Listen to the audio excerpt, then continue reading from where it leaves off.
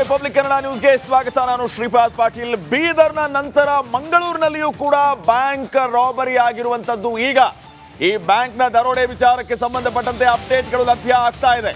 CCTV footage ಅಲ್ಲಿ ಆರೋಪಿಗಳ car ದಾಖಲಾಗಿದೆ. ಐಷಾರಾಮಿ ಕಾರಲ್ಲಿ ಬಂದು ಬ್ಯಾಂಕ್ ಅನ್ನ ದರೋಡೆ ಮಾಡಿದ್ದಾರೆ ಈ ದುಷ್ಕರ್ಮಿಗಳು. ಕೋಟೆಕಾರು ಬ್ಯಾಂಕ್ ಕೆಸಿ ರೋಡ್ ಶಾಖೆಯಲ್ಲಿ ರಾಬರಿ ನಡೆದಿರೋದು. ಬಂದೂಕು ತೋರಿಸಿ ದರೋಡೆಯನ್ನ ನಡೆಸಿದ್ದ ಈ ತಂಡ ಹಾಡ ಹಗಲೇ 5 ಮಂದಿ ಆಗಂತುಕರಿಂದ ಈ ಕೃತ್ಯ ನಡೆದಿರೋದು. ದೃಶ್ಯಗಳಲ್ಲಿ ತಾವು ಗಮನಿಸ್ತಾ ಇದ್ದೀರಿ. ಸಿಸಿಟಿವಿ ಫುಟೇಜ್ ಅಲ್ಲಿ ಸಿಕ್ಕಿರೋದು ಐಷಾರಾಮಿ ಕಾರ್. ಇದು ಆ ಕಾರನ್ನ ಪಾರ್ಕ್ ಮಾಡಿ ಯಾವ ರೀತಿ ದರೋಡೆಯನ್ನ ನಡೆಸಿದ್ದಾರೆ. 5 ಮಂದಿ ಆಗಂತುಕರು ಈ ಕೃತ್ಯವನ್ನ ನಡೆಸಿರೋದು. ವಿಯಟ್ ಕಾರ್ನಲ್ಲಿ ಬಂದ ತಂಡ ಈ ಕೃತ್ಯವನ್ನ ಎಸಗಿರೋದು. ಮಂಗಳೂರು ಕಡೆಗೆ ಈ ತಂಡ ಪರಾರಿಯಾಗಿದೆ. ನೋಡಿ, ತಾವು ದೃಶ್ಯಗಳಲ್ಲಿ ಗಮನಿಸ್ತಾ ಇರೋದು ಸದ್ಯಕ್ಕೆ FSL ತಂಡ ಬಂದಿರೋದು, ಅಲ್ಲಿ ಪರಿಶೀಲನೆಯನ್ನ ನಡೆಸ್ತಾ ಇರೋದು. ನೇರ ದೃಶ್ಯಾವಳಿಗಳನ್ನ ತಾವು ಗಮನಿಸ್ತಾ ಇದ್ದೀರಿ. ಬೀದರ್ ನಂತರ ಮಂಗಳೂರಿನಲ್ಲೂ ಕೂಡ ಇದೇ ರೀತಿ ಬ್ಯಾಂಕ್ ದರೋಡೆ.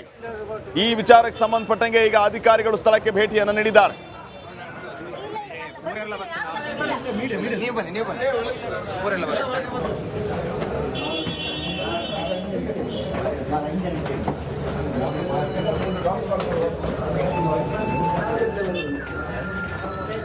ಬೀದರ್ನಲ್ಲಿ ಈ ಒಂದು ಘಟನೆ ಆದ ನಂತರ ಮಂಗಳೂರಿನಲ್ಲಿ ಕೂಡ ಇದೇ ರೀತಿಯ ಘಟನೆ ಆಗಿರೋದು. ರಾಜ್ಯದಲ್ಲಿ ಕಾನೂನು ಸುವ್ಯವಸ್ಥೆಯ ಬಗ್ಗೆ ಈಗಾಗಲೇ ಪ್ರಶ್ನೆಗಳು, ಆತಂಕಕ್ಕೆ ಕಾರಣ ಆಗಿರುವಂತಹ ಘಟನೆಗಳು ರಾಜ್ಯದ ಜನರನ್ನ ಚಿಂತೆಗೆ ದೂಡ್ತಾ ಇದೆ.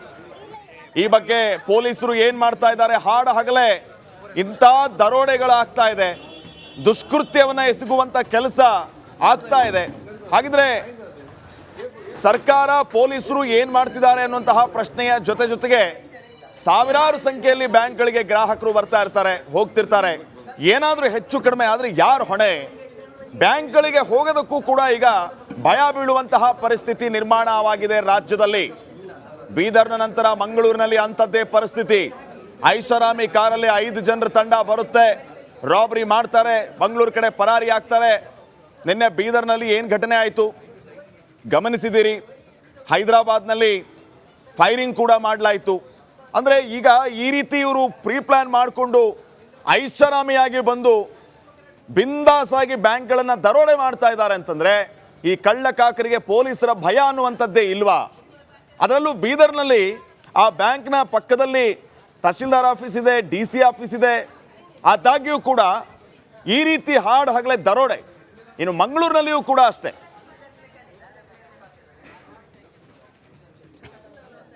ಈ ಬಗ್ಗೆ ಇನ್ನಷ್ಟು ಮಾಹಿತಿಯನ್ನ ನೀಡ್ತಾರೆ ನಮ್ಮ ಪ್ರತಿನಿಧಿ ದಿನೇಶ್. ಈಗ ಸ್ಥಳದಿಂದಲೇ ನೇರ ಸಂಪರ್ಕದಲ್ಲಿ ಜಾಯ್ನ್ ಆಗಿದ್ದಾರೆ.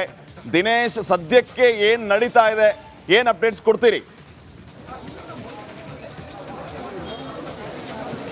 ಶ್ರೀಪಾದ್, ಮಂಗಳೂರು ಹೊರವಲಯದ ಕೋಟೆಕಾರ್ನಲ್ಲಿ ನಡೆದಂತಹ ಬ್ಯಾಂಕ್ ದರೋಡೆಗೆ ಸಂಬಂಧಿಸಿದಂತೆ ಈಗ ಬ್ಯಾಂಕ್ನಲ್ಲಿ ಪರಿಶೀಲನೆಯು ಕೂಡ ಆಗ್ತಾ ಇರುವಂಥದ್ದು ನೀವೀಗ ದೃಶ್ಯದಲ್ಲಿ ಗಮನಿಸಬಹುದು. ಇದು ಬ್ಯಾಂಕ್ನ ಒಳಭಾಗದ ದೃಶ್ಯ. ಬ್ಯಾಂಕ್ನಲ್ಲಿ ಯಾವ ರೀತಿಯಾಗಿ ಚಲ್ಲಾಪಿಲ್ಲಿ ಆಗಿದೆ ಅನ್ನುವಂಥದ್ದನ್ನು ನೀವು ಗಮನಿಸಬಹುದು. ಬ್ಯಾಂಕ್ನ ಒಳಭಾಗಕ್ಕೆ ಬಂದಂಥ 5 ಮಂದಿ ಈ ಒಂದು ಆಗಂತುಕರ ಕಳ್ಳರ ತಂಡ ಏನಿದೆ ಬಂದು ನೇರವಾಗಿ ಬಂದು ಇಲ್ಲಿನ ಬ್ಯಾಂಕ್ನ ಸಿಬ್ಬಂದಿಯನ್ನು ಬೆದರಿಸುವಂತಹ ಕೆಲಸ ಮಾಡ್ತಾರೆ. ಅಂದರೆ ಬಂದೂಕು ತೋರಿಸಿ ಅವರನ್ನು ಬೆದರಿಸುವಂತಹ ಕೆಲಸ ಮಾಡ್ತಾರೆ. ಮತ್ತು ಎಲ್ಲರೂ ಕೂಡ ಕೈಕಟ್ಟಿ ನಿಲ್ಲಬೇಕು ಅನ್ನೋಂಥ ಒಂದು ಏನು ಬೆದರಿಕೆಯನ್ನು ಕೂಡ ಹಾಕ್ತಾ ಇರುವಂಥದ್ದು. ಆ ಮಂತ್ರ ಅವರು ಏನೋ ಕೈಕಟ್ಟಿ ಕುಳಿತ ನಂತರ ಇಲ್ಲಿದ್ದಂಥ ಚಿನ್ನ ಮತ್ತು ಹಣವನ್ನು ದೋಚಿರುವಂಥದ್ದು ನೀವೀಗ ದೃಶ್ಯದಲ್ಲಿ ಗಮನಿಸಬಹುದು. ಬ್ಯಾಂಕ್ನ ವಸ್ತುಗಳು ಕೂಡ ಚಲ್ಲಾಪಿಲ್ಲಿಯಾಗಿ ಬಿದ್ದಿರುವಂಥದ್ದು. ಈಗಾಗಲೇ SFLನ ಏನು ತಂಡ ಏನಿದೆ ಅದು ಬಂದು ಈಗಾಗಲೇ ಎಲ್ಲ ಏನು ಪರಿಶೀಲನೆಯನ್ನು ಕೂಡ ಮಾಡ್ತಾ ಇರುವಂಥದ್ದು. ಜೊತೆಗೆ ಒಂದಷ್ಟು ಚಲ್ಲಾಪಿಲ್ಲಿಯಾದಂಥ ವಸ್ತುಗಳನ್ನು ಕೂಡ ತೆಗೆದುಕೊಳ್ತಾ ಇರುವಂಥದ್ದು. ಅಲ್ಲಿ ಬೆರಳಚ್ಚು ತಜ್ಞರು ಏನಿದ್ದಾರೆ ಅವರು ಬಂದು ಪರಿಶೀಲನೆಯನ್ನು ಕೂಡ ಮಾಡ್ತಾ ಇರುವಂಥದ್ದು. ಶ್ವಾನದಲೆ ಏನಿದೆ ಅದು ಕೂಡ ಬಂದು ತನಿಖೆಯನ್ನು ಆಗ್ತಾ ಇರುವಂಥದ್ದು. ಜೊತೆಗೆ ಅಲ್ಲಿ ಒಳಭಾಗದಲ್ಲಿ ನೀವು ಗಮನಿಸಬಹುದು ಸಿಬ್ಬಂದಿ ಇದ್ದಾರೆ. ಸಿಬ್ಬಂದಿಯನ್ನು ಕೂಡ ಪೊಲೀಸರು ಒಂದಷ್ಟು ವಿಚಾರಣೆ ಕೂಡ ಮಾಡ್ತಾ ಇರುವಂಥದ್ದು. ಎಷ್ಟೊತ್ತಿಗೆ ಬಂದಿದ್ರು, ಯಾವ ರೀತಿಯಾಗಿದ್ರು, ಈ ರೀತಿಯಾದಂಥ ಒಂದಷ್ಟು ವಿಚಾರಣೆ ಕೂಡ ಬ್ಯಾಂಕ್ನ ಒಳಭಾಗದಲ್ಲಿ ನಡೀತಾ ಇರುವಂಥ ದೃಶ್ಯವನ್ನು ಕೂಡ ಗಮನಿಸಬಹುದು. ಬ್ಯಾಂಕ್ನ ಸಿಬ್ಬಂದಿ ಗಮನಿಸಬಹುದು. ಎಲ್ಲರೂ ಕೂಡ ಅವರಿಗೆ ಹೇಳ್ತಾ ಇದ್ದಾರೆ ಅಂದರೆ ಎಷ್ಟೊತ್ತಿಗೆ ಬಂದರು, ಯಾವ ರೀತಿಯಾಗಿ ಏನು ಬೆದರಿಕೆ ಹಾಕಿದ್ರು, ಈ ರೀತಿಯಾದಂಥ ಎಲ್ಲ ಮಾಹಿತಿ ಮಾಹಿತಿಗಳನ್ನು ಕೂಡ ಪೊಲೀಸರು ಪಡೆದುಕೊಳ್ತಾ ಇರುವಂಥದ್ದು. ಒಳಗೆ ದೃಶ್ಯವನ್ನು ನೋಡ್ಬೋದು.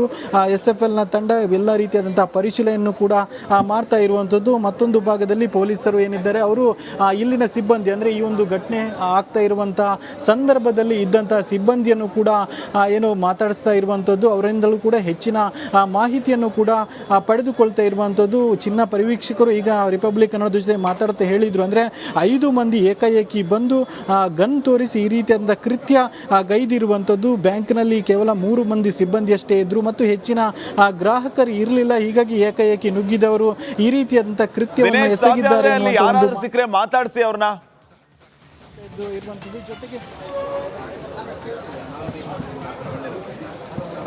ಹೌದು ಶ್ರೀಪಾದ್, ಸಾಕಷ್ಟು ಜನ ಈಗಾಗಲೇ ಬ್ಯಾಂಕ್ನ ಎದುರು ಜಮಾಯಿಸಿರುವಂಥದ್ದು ನೀವು ಗಮನಿಸ್ಬೋದು. ಬ್ಯಾಂಕ್ನ ಒಂದಷ್ಟು ಗ್ರಾಹಕರು ಅಂದರೆ ಈ ಬ್ಯಾಂಕ್ನಲ್ಲಿ ಹಣ ಇಟ್ಟಂಥ ಗ್ರಾಹಕರು ಇದ್ದರು, ಅವರೆಲ್ಲರೂ ಕೂಡ ಈಗಾಗಲೇ ಜಮಾಯಿಸಿರುವಂಥದ್ದು. ಭಾಳಷ್ಟು ಆರೋಪಗಳನ್ನು ಕೂಡ ಮಾಡ್ತಾ ಇರುವಂಥದ್ದು. ಅಂದರೆ ಈ ರೀತಿಯಾಗಿ ದರೋಡೆ ನಡೆದಿದೆ, ಇಲ್ಲಿ ಹೆಚ್ಚಿನ ಭದ್ರತೆ ಇರಲಿಲ್ಲ ಮತ್ತು ಯಾವತ್ತೇ ಈ ಒಂದು CCTV ಅಂದರೆ CCTV ಕ್ಯಾಮರಾ ಇತ್ತು, ಆದರೆ ಇವತ್ತು ಮಧ್ಯಾಹ್ನದ ವೇಳೆಗೆ ಕೈಕೊಟ್ಟಿದ್ದೆ ಯಾಕೆ ಅನ್ನುವಂಥ ಒಂದು ಪ್ರಶ್ನೆಯನ್ನು ಕೂಡ ಮಾಡ್ತಾ ಇರುವಂಥದ್ದು. ಜೊತೆಗೆ ಏನು ಇಲ್ಲಿನ ಸಿಬ್ಬಂದಿ ವಿರುದ್ಧ ಕೂಡ ಒಂದಷ್ಟು ಅನುಮಾನವನ್ನು ಕೂಡ ವ್ಯಕ್ತಪಡಿಸ್ತಾ ಇರುವಂಥದ್ದು. ಯಾವಾಗಲೂ ಈ ರೀತಿಯಾಗಿ ಇರಲಿಲ್ಲ, ಆದರೆ ಇವತ್ತು ಯಾಕೆ ಈ ರೀತಿಯಾದ CCTV ಕೈಗೊಟ್ಟಿತ್ತು ಮತ್ತು ಈ ಒಂದು ಮಧ್ಯಾಹ್ನದ ಸಂದರ್ಭದಲ್ಲಿ ಯಾರು ಹೆಚ್ಚಾಗಿ ಇರದಂಥ ಸಂದರ್ಭದಲ್ಲಿ ಯಾಕೆ ಬಂದರು, ಈ ರೀತಿಯಾದಂಥ ಒಂದಷ್ಟು ಅನುಮಾನವನ್ನು ಕೂಡ ಇಲ್ಲಿನ ಏನು ಜನರು ವ್ಯಕ್ತಪಡಿಸ್ತಾ ಇರುವಂಥದ್ದು. ಈ ಗ್ರಾಹಕರ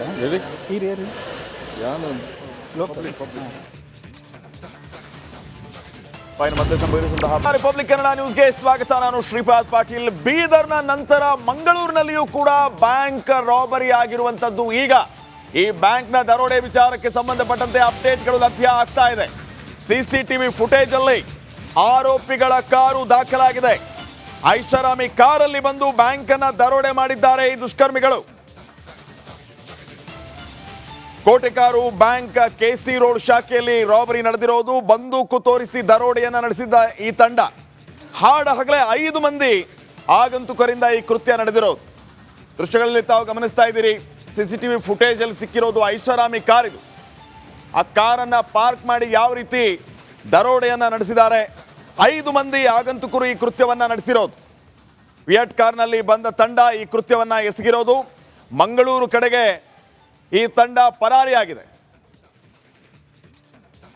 ನೋಡಿ, ತಾವು ದೃಶ್ಯಗಳಲ್ಲಿ ಗಮನಿಸ್ತಾ ಇರೋದು ಸದ್ಯಕ್ಕೆ FSL ತಂಡ ಬಂದಿರೋದು, ಅಲ್ಲಿ ಪರಿಶೀಲನೆಯನ್ನ ನಡೆಸ್ತಾ ಇರೋದು. ನೇರ ದೃಶ್ಯಾವಳಿಗಳನ್ನ ತಾವು ಗಮನಿಸ್ತಾ ಇದ್ದೀರಿ. ಬೀದರ್ ನಂತರ ಮಂಗಳೂರಿನಲ್ಲೂ ಕೂಡ ಇದೇ ರೀತಿ ಬ್ಯಾಂಕ್ ದರೋಡೆ. ಈ ವಿಚಾರಕ್ಕೆ ಸಂಬಂಧಪಟ್ಟಂಗೆ ಈಗ ಅಧಿಕಾರಿಗಳು ಸ್ಥಳಕ್ಕೆ ಭೇಟಿಯನ್ನು ನೀಡಿದ್ದಾರೆ.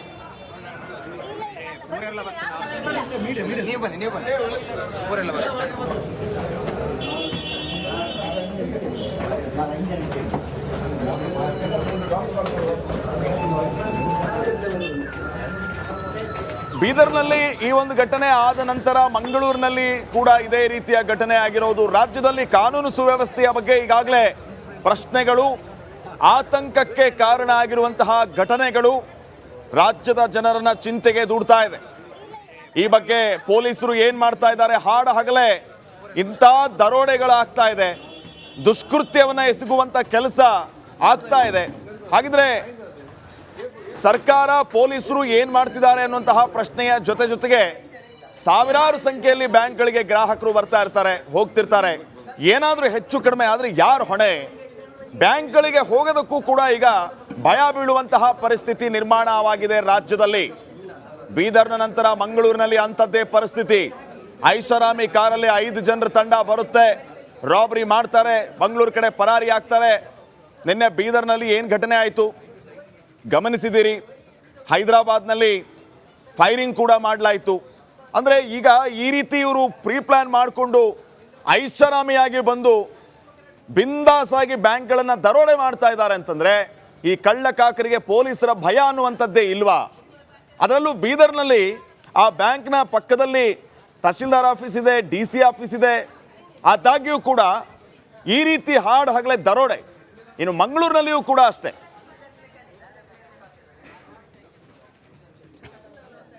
ಈ ಬಗ್ಗೆ ಇನ್ನಷ್ಟು ಮಾಹಿತಿಯನ್ನ ನೀಡ್ತಾರೆ ನಮ್ಮ ಪ್ರತಿನಿಧಿ ದಿನೇಶ್. ಈಗ ಸ್ಥಳದಿಂದಲೇ ನೇರ ಸಂಪರ್ಕದಲ್ಲಿ ಜಾಯ್ನ್ ಆಗಿದ್ದಾರೆ. ದಿನೇಶ್, ಸದ್ಯಕ್ಕೆ ಏನ್ ನಡೀತಾ ಇದೆ, ಏನ್ ಅಪ್ಡೇಟ್ಸ್ ಕೊಡ್ತೀರಿ?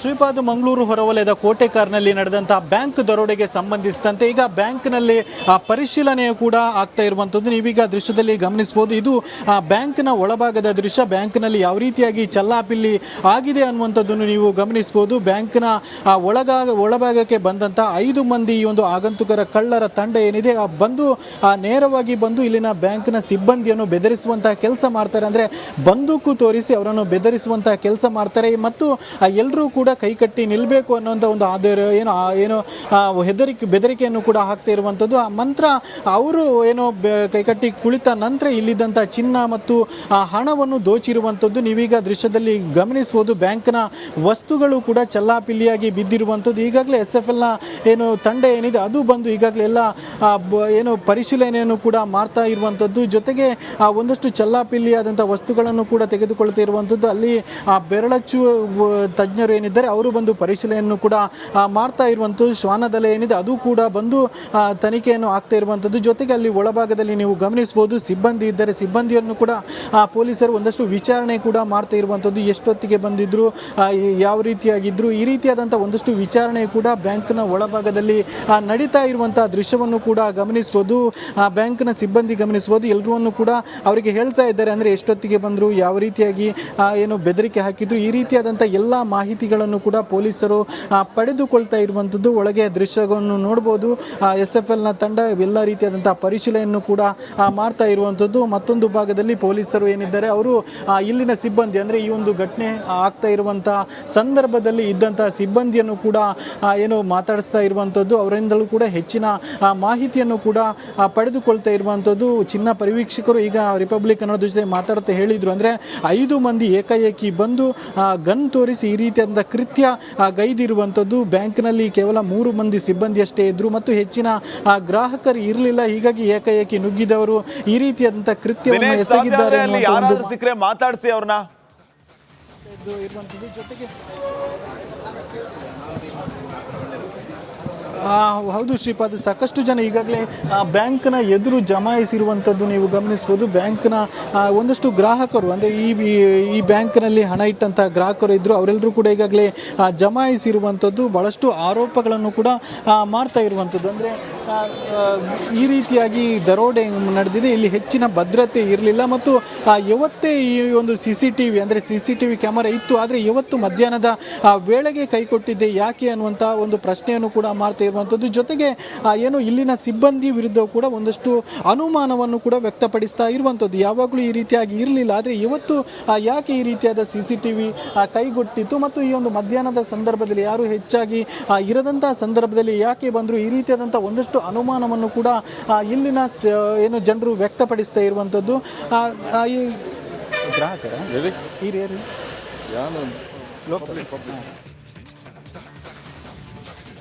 ಮಧ್ಯೆ ಸಂಭವಿಸಿದಂತಹ